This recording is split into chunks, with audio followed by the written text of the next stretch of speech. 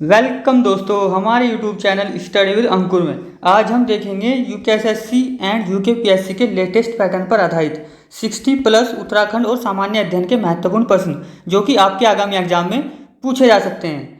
जैसे कि यहाँ पे आपका फर्स्ट क्वेश्चन दिया गया है, कोयले की सबसे उत्तम कोटि कौन सी है, यानी कि जो सबसे अच्छा कोयला है वो कौन सा है। तो इसका आंसर हो जाएगा आपका ऑप्शन है एंथ्रेसाइट। ये जो चारों दिए गए हैं सभी कोयले के प्रकार हैं। आपसे क्वेश्चन एग्जाम में ऐसे ही पूछा जाएगा कि लिग्नाइट क्या है, चट्टान है, कोयला है, क्या है। तो लिग्नाइट क्या है, कोयले का एक प्रकार। लिग्नाइट को कहा जाता है भूरा कोयला, ये भी आप ध्यान रखेंगे।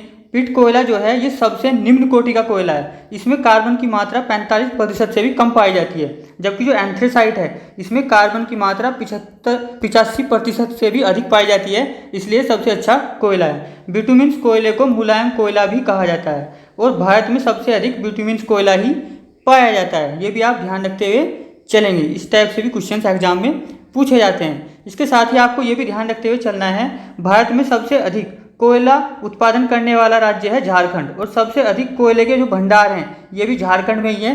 झरिया खान है झारखंड में कोयला उत्पादन के लिए प्रसिद्ध है, ये भी आप ध्यान रखते हुए चलेंगे। बट 2021 के आंकड़ों के अनुसार जो कोयला उत्पादन में प्रथम राज्य है वो हो गया है अब छत्तीसगढ़, ये भी आप ध्यान रखते हुए चलेंगे। इसके साथ ही जो विश्व में कोयला उत्पादन में सबसे नंबर 1 है, सबसे अधिक कोयले का उत्पादन विश्व में होता है चाइना में, दूसरे नंबर पे आता है यूएसए और तीसरे नंबर पे आता है अपना भारत, ये भी आप ध्यान रखते हुए चलेंगे। इसके अलावा टील उत्पादन में है छत्तीसगढ़ राज्य प्रथम। इतने फैक्ट्स आप यहाँ से ध्यान रखते हुए चलेंगे, इस टाइप से क्वेश्चन एग्जाम में पूछे जाते हैं। नेक्स्ट आपका यहाँ पे क्वेश्चन दिया गया है, हिंदी सिनेमा के किस अभिनेता की मोम की मूर्ति सबसे पहले मैडम तुसाद संग्रहालय में लगी है। ये कहाँ है आपका मैडम तुसाद संग्रहालय, लंदन में है। तो सबसे पहले लगी थी अमिताभ बच्चन की, कब लगी थी 2000 में। उसके बाद शाहरुख खान की भी लगी है 2008 में, सलमान खान की भी लगी है, ऋतिक रोशन की भी लगी है, बट यहाँ पे पूछा गया है सबसे पहले, तो ये आप ध्यान रखते हुए चलेंगे।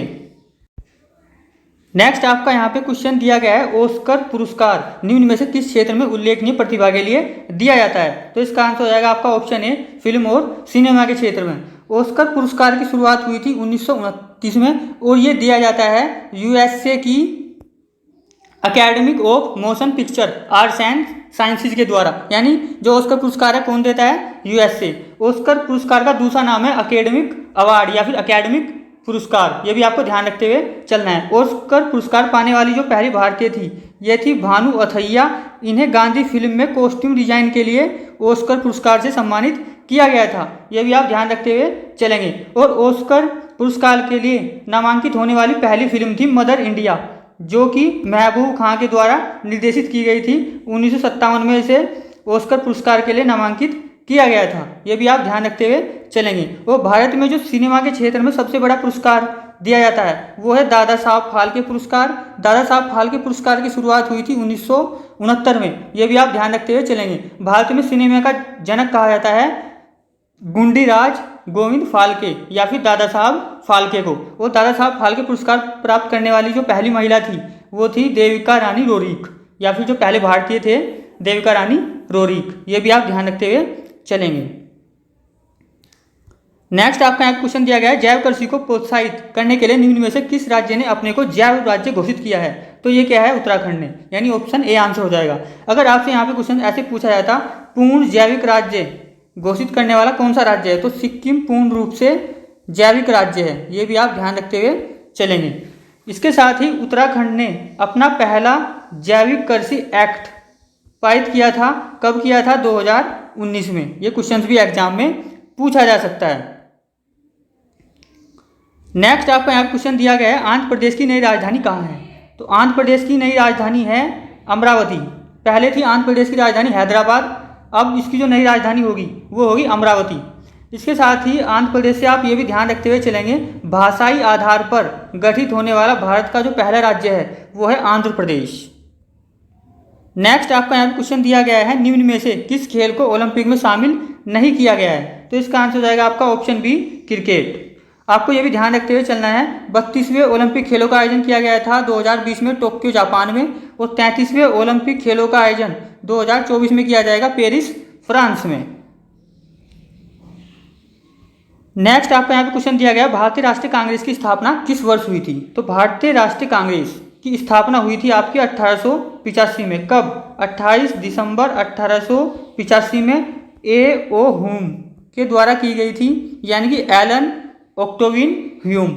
इन्हें हर्मिट ऑफ शिमला के नाम से भी जाना जाता है, ये भी आप ध्यान रखते हुए चलेंगे। कहाँ हुई थी भारतीय राष्ट्रीय कांग्रेस की स्थापना? बम्बई में। और आपको ये भी ध्यान रखते हुए चलना है, भारतीय राष्ट्रीय कांग्रेस का पहला अधिवेशन भी आपका 1885 में ही हुआ था, बम्बई में ही, जिसकी अध्यक्षता की गई थी WC बनर्जी के द्वारा। WC बनर्जी या फिर वोमेश चंद्र बनर्जी के द्वारा भारतीय राष्ट्रीय कांग्रेस के पहले अधिवेशन में 72 सदस्यों ने भाग लिया था, ये भी आप ध्यान रखते हुए चलेंगे। इसके साथ ही जो भारतीय राष्ट्रीय कांग्रेस का दूसरा अधिवेशन हुआ था, ये हुआ था 1886 में कलकत्ता में। इसकी अध्यक्षता की गई थी दादा भाई नौरोजी के द्वारा। और जो आपका तीसरा अधिवेशन हुआ था भारतीय राष्ट्रीय कांग्रेस का, वो हुआ था आपका 1887 में, ये हुआ था आपका मद्रास में। इसमें जो अध्यक्षता की गई थी वो की गई थी बदरुद्दीन तायब के द्वारा। बदरुद्दीन तायब पहले मुस्लिम अध्यक्ष थे, ये भी आप ध्यान रखते हुए चलेंगे। इसके साथ ही आप ये भी ध्यान रखते हुए चल सकते हैं, भारतीय राष्ट्रीय कांग्रेस की पहली महिला अध्यक्ष थी एनी बेसेंट, जो कि 1917 के कानपुर अधिवेशन में अध्यक्ष चुनी गई थी। और अगर आपसे पूछा जाता है भारतीय राष्ट्रीय कांग्रेस की पहली भारतीय महिला अध्यक्ष कौन थी, तो वो थी सरोजिनी नायडू, जो कि 1925 के कानपुर अधिवेशन में अध्यक्ष चुनी गई थी, यह भी आप ध्यान रखते हुए चलेंगे। महात्मा गांधी को 1924 के बेलगाम कर्नाटक अधिवेशन में अध्यक्ष चुना गया था, वो एकमात्र इसी अधिवेशन में अध्यक्ष रहे। इसके साथ ही 1931 के कराची अधिवेशन में भारतीय राष्ट्रीय कांग्रेस की अध्यक्षता की गई थी सरदार वल्लभ भाई पटेल के द्वारा, और उनके द्वारा वहां पर मूल अधिकारों की मांग की गई थी, ये भी आप ध्यान रखते हुए चलेंगे। और 1929 के लाहौर अधिवेशन में भारतीय राष्ट्रीय कांग्रेस की अध्यक्षता की गई थी पंडित जवाहरलाल नेहरू के द्वारा, और पूर्ण स्वराज की मांग की गई थी। और उसी टाइम पे 26 जनवरी 1930 को स्वाधीनता दिवस मनाने की घोषणा की गई थी। इतने फैक्ट्स आप यहाँ से ध्यान रखते हुए चलेंगे।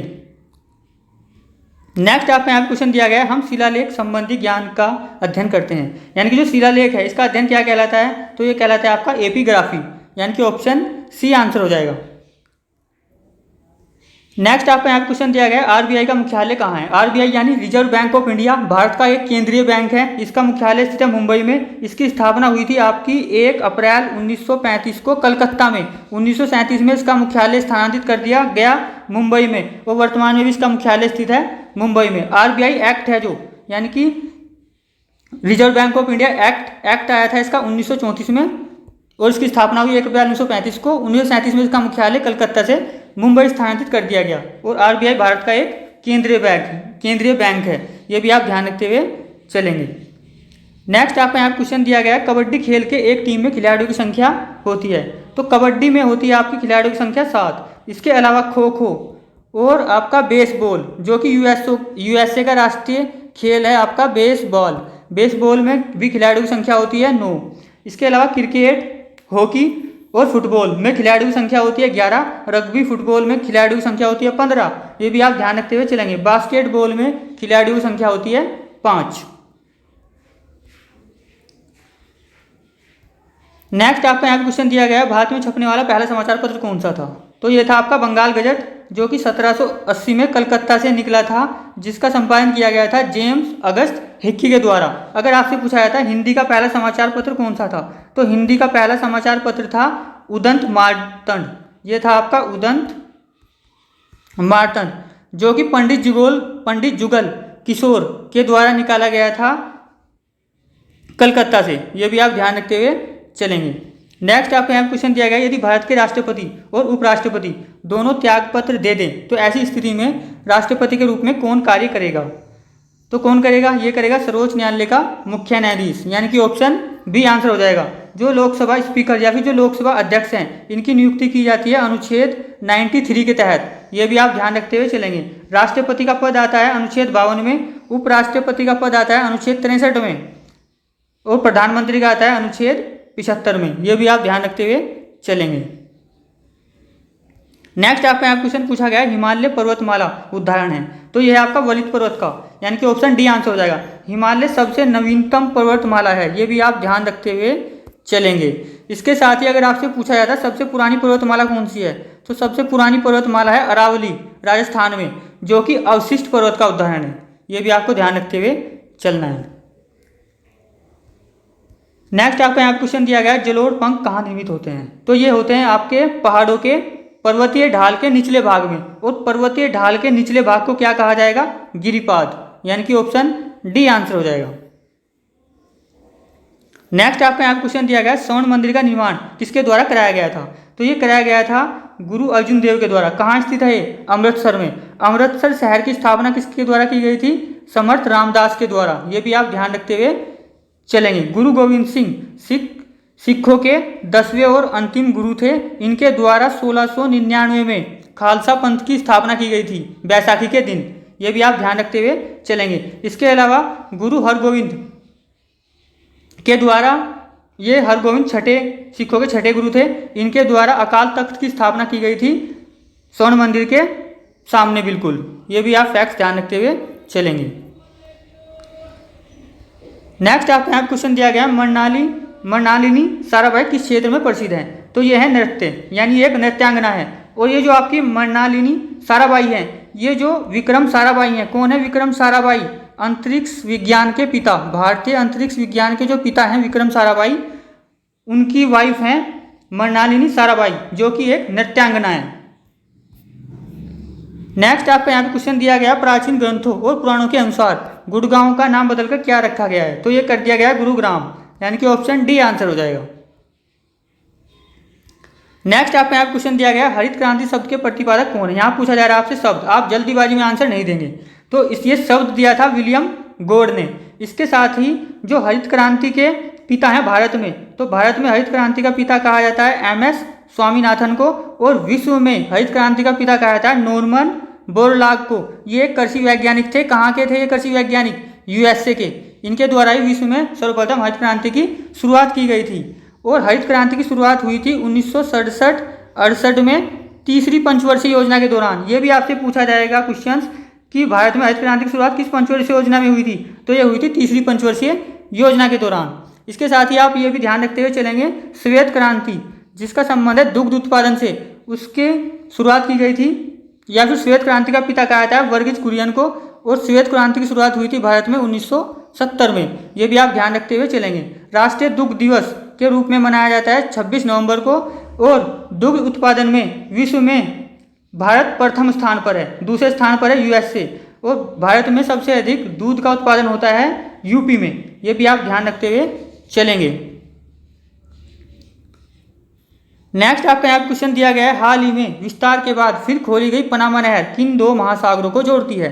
पनामा नहर का निर्माण हुआ था 1914 में। ये जोड़ती है आपकी पैसे पनामा, वैसे प्रशांत महासागर और अटलांटिक महासागर को, यानी कि ऑप्शन सी आंसर हो जाएगा। इसके साथ ही आप ये भी ध्यान रखते हुए चलेंगे, जो आपकी स्वेज नहर है, ये विश्व की सबसे बड़ी जहाजी नहर है। इसका निर्माण हुआ था 1869 में। और स्वेज नहर का राष्ट्रीयकरण किया गया था 1956 में मिस्र के द्वारा। ये भी आप ध्यान रखते हुए चलेंगे। स्वेज नहर जोड़ती है लाल सागर को भूमध्य सागर से।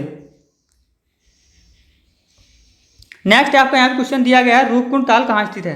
तो ये स्थित है आपका चमोली में, ऑप्शन बी आंसर हो जाएगा। यहाँ से नर कंकाल खोजे गए थे, तो इसलिए कंकाली ताल भी कहा जाता है रूपकुंड को। नेक्स्ट आपका क्वेश्चन यहाँ पे दिया गया है, निम्न में से कौन सा दर्रा पिथौरागढ़ और तिब्बत को जोड़ता है? तो जो आपका दारमा दर्रा है, ये जोड़ता है आपका पिथौरागढ़ और तिब्बत को। इसके अलावा जो मुलिंगला दर्रा है, ये जोड़ता है उत्तरकाशी और तिब्बत को। और जो आपका रंकड़ दर्रा है, ये जोड़ता है उत्तरकाशी और हिमाचल को, या फिर उत्तराखंड और हिमाचल को। और बाराहोती दर्रा जोड़ता है चमोली और पिथौरागढ़ को। ये भी आप ध्यान रखते हुए चलेंगे। नेक्स्ट आपका यहाँ पे क्वेश्चन दिया गया, उत्तराखंड राज्य में राजस्व का सबसे बड़ा कर स्रोत है? तो यह आपका वाणिज्यिक कर या फिर trade tax, option B answer हो जाएगा। भारत की उत्तराखंड की जो राज्य अर्थव्यवस्था है, उसके मुख्य जो रीढ़ है वो क्या है? पर्यटन। उत्तराखंड की अर्थव्यवस्था पर्यटन पर निर्धारित है पूर्ण रूप से।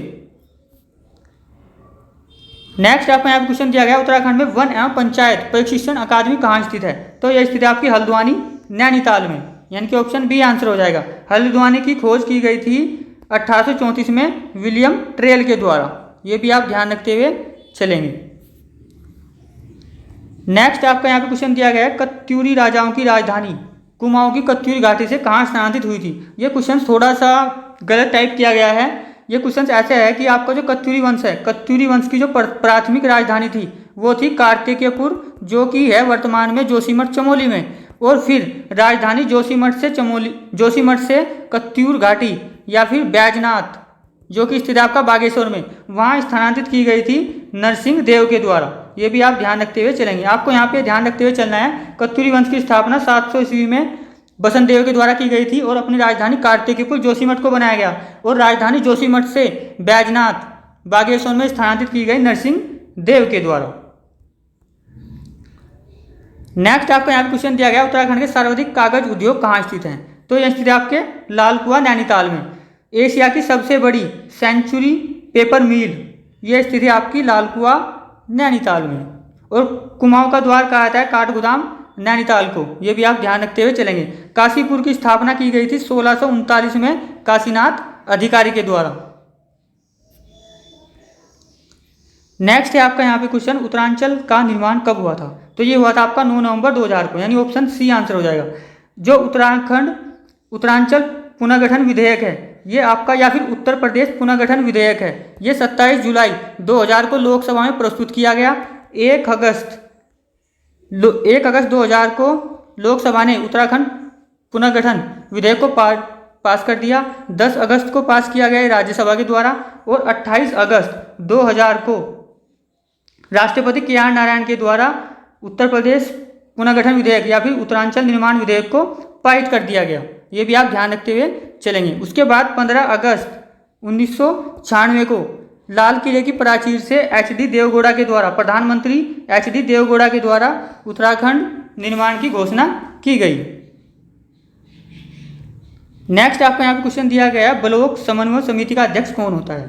तो ये होता है आपका खंड विकास अधिकारी, जिसे बोलते हैं आप BDO, यानी ऑप्शन बी आंसर हो जाएगा।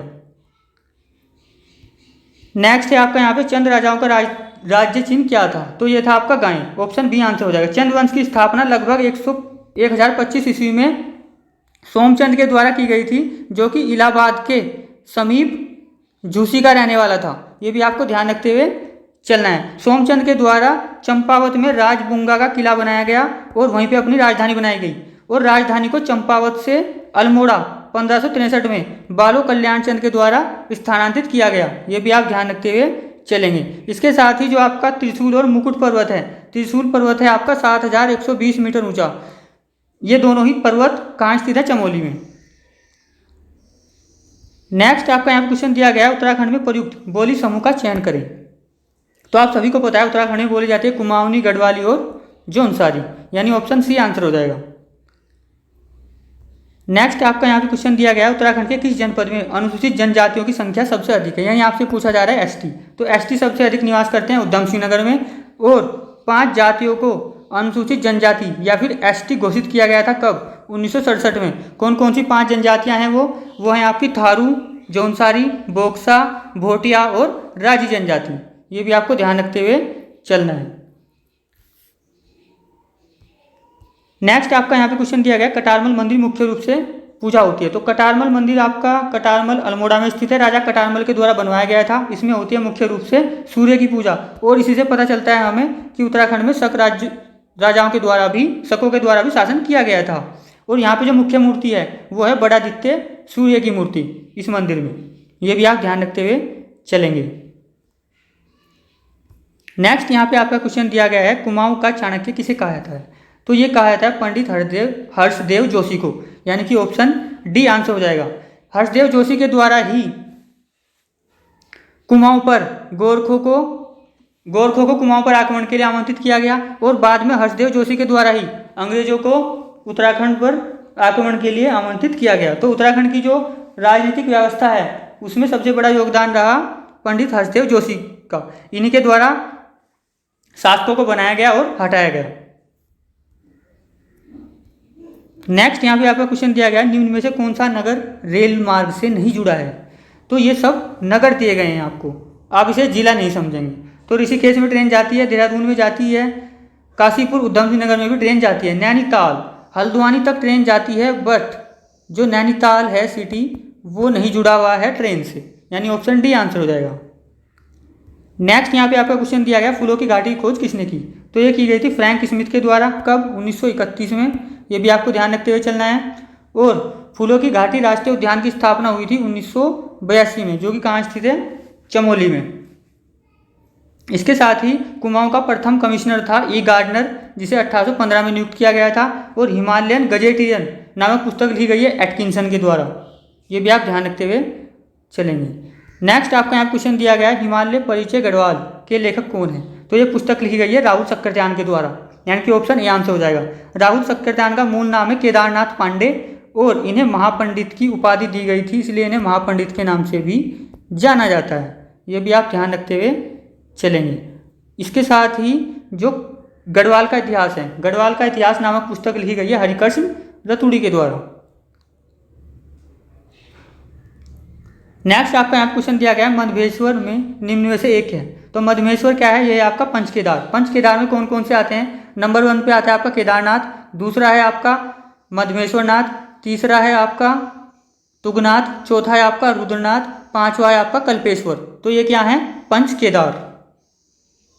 इसके साथ ही आप ये भी ध्यान रखते हुए चलेंगे, केदारनाथ में होती है षष्ठ भाग की पूजा, मधमेश्वर में होती है नाभि की पूजा, और आपकी तुंगनाथ में होती है भुजाओं की पूजा, रुद्रनाथ में होती है मुख की पूजा, और कल्पेश्वर में होती है भगवान शिव की जटाओं की पूजा। ये भी आप ध्यान रखते हुए चलेंगे।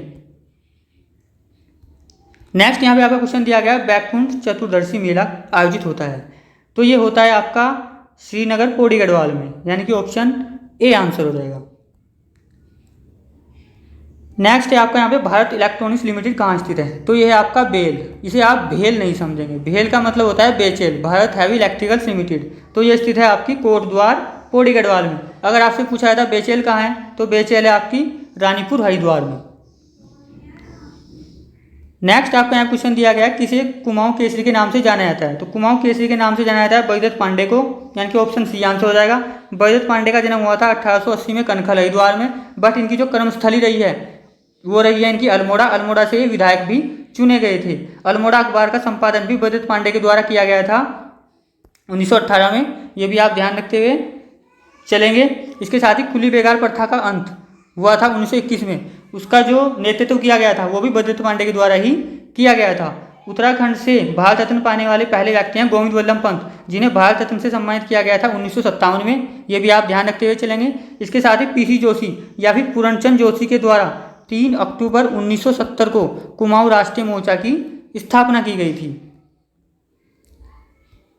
नेक्स्ट यहाँ पे आपका क्वेश्चन दिया गया है, किसे श्री क्षेत्र के नाम से जाना जाता है? तो श्री क्षेत्र के नाम से जाना जाता है श्रीनगर को, यानी ऑप्शन सी आंसर हो जाएगा। इसके साथ ही उत्तरकाशी को जाना जाता है बाड़ाहाट के नाम से। बाड़ाहाट है उत्तरकाशी का ऐतिहासिक नाम। अगर आपसे पूछा जाता है पौराणिक नाम, तो पौराणिक नाम है उत्तरकाशी का सौम्यकाशी। नेक्स्ट आपका यहाँ पे क्वेश्चन दिया गया, उत्तराखंड में प्रथम स्वतंत्रता सेनानी किसे माना जाता है? तो ये माना जाता है कालू मेहरा को, यानी ऑप्शन बी आंसर हो जाएगा। ये चंपावत के रहने वाले थे। 1831 में इनका जन्म हुआ था चंपावत के बिसुम गांव में। नेक्स्ट आपका यहाँ क्वेश्चन दिया गया, समस्त मध्य हिमालय में प्रथम ऐतिहासिक राजवंश कौन सा? तो ऐतिहासिक पूछा जा रहा है आपसे। यह था आपका कत्यूरी वंश। इसकी स्थापना हुई थी 700 ईस्वी में बसंत देव के द्वारा। और अगर आपसे पूछा जाता राजनीतिक, तो राजनीतिक था आपका कुणिद वंश, जिसकी स्थापना की गई थी अमोघ भूति के द्वारा। इसके साथ ही चंद वंश की स्थापना की गई थी 1025 में सोमचंद के द्वारा। पमार वंश की स्थापना की गई थी 688 ईस्वी में कनकपाल के द्वारा। ये भी आप ध्यान रखते हुए चल सकते हैं। नेक्स्ट आपका यहाँ क्वेश्चन दिया गया, सिडकुल का तात्पर्य क्या है?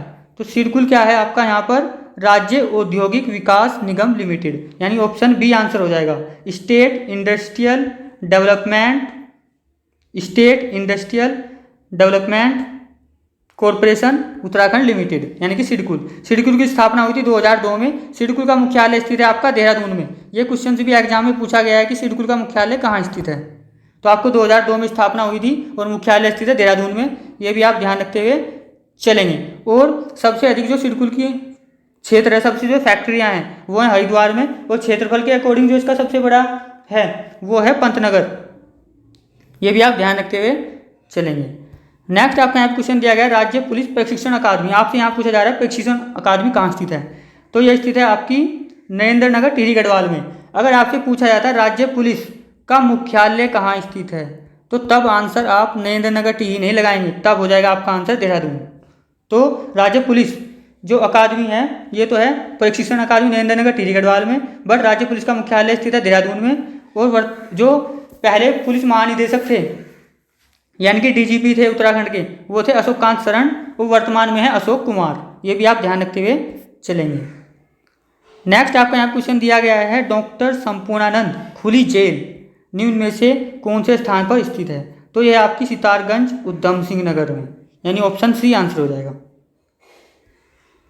नेक्स्ट आपका यहाँ क्वेश्चन दिया गया है, उत्तराखंड का सर्वाधिक क्षेत्रफल वाला जिला कौन सा है? तो इसका आंसर हो जाएगा आपका ऑप्शन बी चमोली। चमोली का क्षेत्रफल है 80-30 वर्ग किलोमीटर। दूसरे नंबर पर आता है आपका उत्तरकाशी। उत्तरकाशी का क्षेत्रफल है आपका 80-16 वर्ग किलोमीटर। और सबसे कम क्षेत्रफल वाला जिला है आपका चंपावत। ये भी आप ध्यान रखते हुए चलेंगे। नेक्स्ट आपका यहाँ क्वेश्चन दिया गया, भारत का प्रथम वन महाविद्यालय 1878 में कहाँ स्थापित हुआ था? तो ये हुआ था आपका FRI देहरादून में, यानी ऑप्शन ए आंसर हो जाएगा। इसका नाम 1884 में कर दिया गया इंपीरियल फॉरेस्ट रिसर्च इंस्टीट्यूट, और 1906 में इसका नाम कर दिया गया FRI यानी कि फॉरेस्ट रिसर्च इंस्टीट्यूट। ये भी आप ध्यान रखते हुए चलेंगे। भारत का प्रथम कृषि विश्वविद्यालय 17 नवंबर 1960 को पंतनगर उधम सिंह नगर में स्थापित किया गया था। ये भी आपको ध्यान रखना है। नेक्स्ट आपका यहाँ क्वेश्चन पूछा गया, पहाड़ चोर उपन्यास का लेखक कौन है? तो यह है विद्यासागर नोटियाल, यानी कि ऑप्शन ए आंसर हो जाएगा। नेक्स्ट है आपका यहाँ पर, गन्ने का सर्वाधिक उत्पादन किस जिले में होता है? तो ये होता है आपका उधम सिंह नगर में, यानी कि ऑप्शन डी आंसर हो जाएगा। नेक्स्ट है आपका यहाँ पे, सुसवा किसकी सहायक नदी है? तो इस टाइप के क्वेश्चन भी एग्जाम में पूछे जाते हैं। सुसवा है आपकी सोंग नदी की सहायक नदी, और सोंग नदी किसकी सहायक नदी है? तो सोंग नदी है गंगा की सहायक नदी। सोंग नदी रायवाला के समीप गंगा में मिल जाती है। ये भी आपको ध्यान रखते हुए चलना है। और आपसे पूछा जाए कि कोसी किसकी सहायक नदी है? तो कोसी सहायक नदी है रामगंगा की।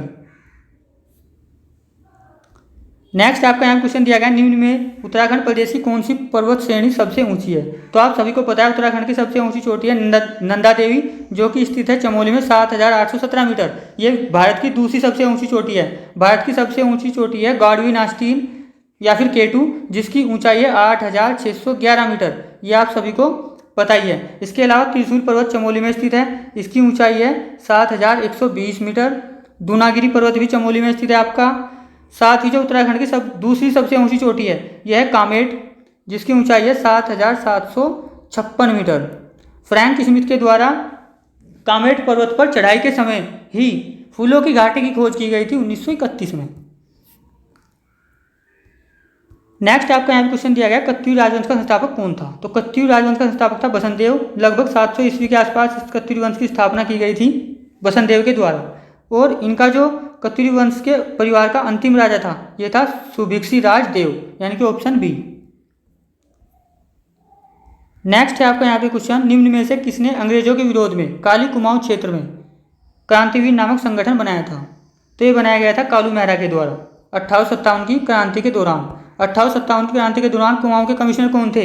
हेनरी रेमजे, जिन्हें कुमाऊं के बेताज बादशाह के नाम से भी जाना जाता है। ये भी आप ध्यान रखेंगे। नेक्स्ट आपका यहाँ क्वेश्चन दिया गया है, निम्न में से किस क्षेत्र में फूलों की घाटी स्थित है? तो फूलों की घाटी है चमोली में, आपको पता है। तो यह आपकी महान हिमालय में, यानी ऑप्शन बी आंसर हो जाएगा। ट्रांस हिमालय होता है आपका तिब्बत पार का क्षेत्र, यानी कि हिमालय पार का क्षेत्र कहलाता है ट्रांस हिमालय। नेक्स्ट आपका यहाँ क्वेश्चन दिया गया है, ऋषिकेश बद्रीनाथ मार्ग पर स्थित कोडियाला किस खेल हेतु प्रसिद्ध है? तो यह है आपका रिवर राफ्टिंग के लिए, यानी ऑप्शन ए आंसर हो जाएगा। इसके साथ ही अगर आपसे पूछा जाता उत्तराखंड में स्कीइंग कहाँ की जाती है? ये की जाती है आपकी ओली चमोली में। ओली में राष्ट्रीय स्कीइंग महोत्सव की शुरुआत की गई थी 1987 में। ये भी आप ध्यान रखते हुए चलेंगे। नेक्स्ट आपका यहाँ क्वेश्चन दिया गया है, निम्न में से कौन सा राष्ट्रीय उद्यान देहरादून, पौड़ी एवं हरिद्वार में विस्तृत है? तो यह है आपका राजाजी राष्ट्रीय उद्यान, यानी ऑप्शन डी आंसर हो जाएगा। आप सभी को बताया उत्तराखंड में स्थित है 6 राष्ट्रीय उद्यान, जिसमें से जो पहला राष्ट्रीय उद्यान है यह कार्बेट राष्ट्रीय उद्यान। इसकी स्थापना की गई थी 1936 में हेली राष्ट्रीय उद्यान के नाम से। दूसरा राष्ट्रीय उद्यान है गोविंद राष्ट्रीय उद्यान। ये जो आपका कार्बेट राष्ट्रीय उद्यान है ये नैनीताल और पौड़ी जिले में फैला है। दूसरा है आपका गोविंद राष्ट्रीय उद्यान, इसकी स्थापना हुई थी 1980 में। यह स्थित है आपका उत्तरकाशी में। गंगोत्री राष्ट्रीय उद्यान की स्थापना हुई थी, इसके बाद हुई थी आपकी राजाजी राष्ट्रीय उद्यान की स्थापना 1983 में। इसका नाम रखा गया था भारत के अंतिम गवर्नर जनरल चक्रवर्ती राजगोपालाचारी के नाम पर राजाजी राष्ट्रीय उद्यान। ये एशियाई शेरों के लिए प्रसिद्ध है। इसके साथ ही गंगोत्री राष्ट्रीय उद्यान की स्थापना हुई थी 1989 में। यह स्थित आपका उत्तरकाशी में। गंगोत्री राष्ट्रीय उद्यान उत्तराखंड का सबसे बड़ा राष्ट्रीय उद्यान है, जिसका क्षेत्रफल है लगभग 2390 वर्ग किलोमीटर। ये भी आपको ध्यान रखते हुए चलना है। और ये गंगोत्री राष्ट्रीय उद्यान उत्तराखंड का सबसे नया राष्ट्रीय उद्यान है, जबकि सबसे पुराना राष्ट्रीय उद्यान है कार्बेट राष्ट्रीय उद्यान। इसके साथ ही जो आपके दो बचते हैं, ये 4 हो गए ना, आपके टोटल है 6 राष्ट्रीय उद्यान। वो है आपके नंदा देवी राष्ट्रीय उद्यान, जिसकी स्थापना हुई 1982 में, और इसे 1988 में यूनेस्को की विश्व धरोहर सूची में शामिल किया गया, नंदा देवी राष्ट्रीय उद्यान को। दूसरा आता है आपका फूलों की घाटी राष्ट्रीय उद्यान। फूलों की घाटी राष्ट्रीय उद्यान की भी स्थापना हुई 1982 में। फूलों की घाटी राष्ट्रीय उद्यान को 2005 में यूनेस्को की विश्व धरोहर सूची में शामिल किया गया। और ये जो आपका फूलों की घाटी राष्ट्रीय उद्यान है, ये उत्तराखंड का सबसे छोटा क्षेत्रफल में राष्ट्रीय उद्यान है, जिसका क्षेत्रफल है 87.50 वर्ग किलोमीटर। नेक्स्ट आपका यहाँ क्वेश्चन दिया गया है, जागर निम्नलिखित में से किससे संबंधित है। तो जागर का संबंध है क्षेत्रीय देव देवताओं से, यानी ऑप्शन बी आंसर हो जाएगा। जो हम जागरण कराते हैं तो पर्वतीय क्षेत्रों में क्षेत्रीय देवी देवताओं को जगाने के लिए जागरण किया जाता है, जिसे बोला जाता है जागर। Option B answer. नेक्स्ट आपका यहाँ क्वेश्चन दिया गया, man eater leopard of Kumaon of Rudraprayag पुस्तक के लेखक कौन है। तो ये है आपके जिम कॉर्बेट, यानी कि ऑप्शन डी आंसर हो जाएगा। जिम कॉर्बेट का जन्म हुआ था 1875 में नैनीताल में। इन्हीं के नाम पर जिम कॉर्बेट का संबंध है पर्यावरण से। प्रसिद्ध पर्यावरण प्रेमी जिम कॉर्बेट के नाम पर ही हेली राष्ट्रीय उद्यान का नाम कॉर्बेट राष्ट्रीय उद्यान रख दिया गया था। कब? 1957 में। नेक्स्ट आपका यहाँ क्वेश्चन दिया गया है, भारतीय सुदूर संवेदन संस्थान कहाँ स्थित है। यानी कि आपसे पूछा जा रहा है रिमोट सेंसिंग इंस्टीट्यूट कहाँ है। तो रिमोट सेंसिंग इंस्टीट्यूट कहाँ पे स्थित है आपका? रिमोट सेंसिंग इंस्टीट्यूट है आपका देहरादून में। कब स्थापना हुई थी? 1966 में। नेक्स्ट आपका यहाँ क्वेश्चन दिया गया है, बीज बचाओ आंदोलन के प्रवर्तक के रूप में किसको जाना जाता है। तो ये जाना जाता है विजय झड़दारी को, यानी ऑप्शन ए आंसर हो जाएगा। तो ये जो आपके क्वेश्चन हैं ये कंप्लीट होते हैं। अभी तक के लिए इतना ही, मिलेंगे नेक्स्ट वीडियो में। Thank you watching video. Please like and subscribe channel. Thank you.